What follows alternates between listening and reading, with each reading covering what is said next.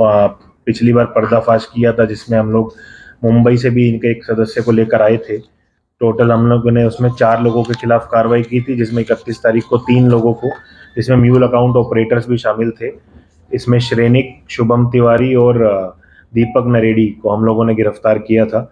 उसी केस में एक जन और को हम लोग अभी गिरफ्तार किए हैं। इसको भी हम लोग मुंबई से लेके आए हैं, रोहित महेश विरमानी। ये Mumbai west Patel estate road में ये रहता था, वहाँ से हम इसको गिरफ्तार करने में सफल हुए हैं। ये भी डायरेक्ट जो कंबोडियन इनका ऑपरेटर था, उससे ये डायरेक्ट टच में था। ये यूएसडीटी भी सप्लाई करता था, मतलब जो इंडियन अकाउंट से जो साइबर फ्रॉड का पैसा आता था कंबोडियन कॉल सेंटर में, उस कॉल सेंटर को ये इंडियन अकाउंट प्रोवाइड करता था। उन म्यूल अकाउंट्स में पैसा निकलता था और फिर ये अपने नेटवर्क के थ्रू उनके बदले में यूएसडीटी वापस कंबोडिया भेजता था। करीब 3% मार्जिन इसको मिलता था उस ट्रांजैक्शन का। 2.5 से 3.5 करोड़ के बीच का भी हम लोग उसको पूरा एनालिसिस कर रहे हैं। करीब जो इसने बताया है 2.5 से 3.5 करोड़ के बीच में, क्योंकि यूएसडीटी का था इसलिए उसको इंडियन करेंसी में कन्वर्ट करने में इतना डिफरेंस वो बता रहा है। उतने करोड़ का जो ट्रांजैक्शंस, जो फ्रॉडुलेंट ट्रांजैक्शन जो इसके थ्रू यूएसडीटी के हुए हैं, वो भी पिछले 3 महीने के अंदर। तो बहुत बड़ी संख्या में जो फ्रॉड्स की अमाउंट है, ये हेर फेर करवाता था। जो ज़्यादातर विक्टिम्स थे वो शादी.com, अडानी वन जो हमने पिछली बार देखा था, इस बार एक और ग्रुप का इसने बताया, सिस्को के एक पोर्टल के थ्रू ये जो फर्जी इन्वेस्टमेंट्स के माध्यम से लोगों को फ्रॉड करते थे, वो भी एक शामिल है।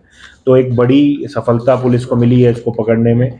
अभी लगातार इन्वेस्टिगेशन जारी है और भी लोगों की इसमें गिरफ्तारी होगी।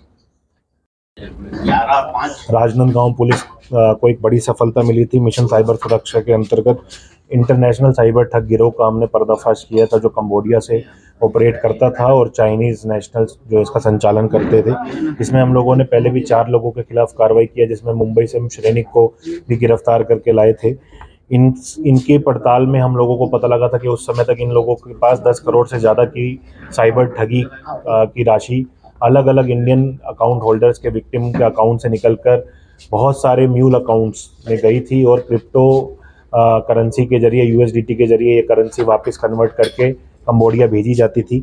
इसी क्रम में एक बड़ी सफलता राजनांदगांव पुलिस और साइबर सेल को फिर मिली है, जिसमें हम रोहित महेश कुमार विरमानी को गिरफ्तार करने में हम लोगों को सफलता मिली है। इसको मुंबई से गिरफ्तार करके लाया गया है।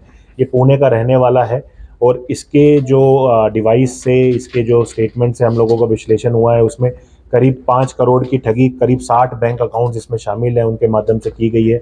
20 से ज़्यादा क्रिप्टो वॉलेट्स जो हैं इसमें इस्तेमाल किए गए हैं इस करेंसी को, इस ठगी वाली अमाउंट को कंबोडिया भेजने में। कुल अभी तक इस मामले में करीब 15 करोड़ से ज़्यादा की ठगी का खुलासा हो चुका है। लगातार जितने बैंक अकाउंट्स और क्रिप्टो वॉलेट्स इसमें शामिल हैं उनका विश्लेषण किया जा रहा है।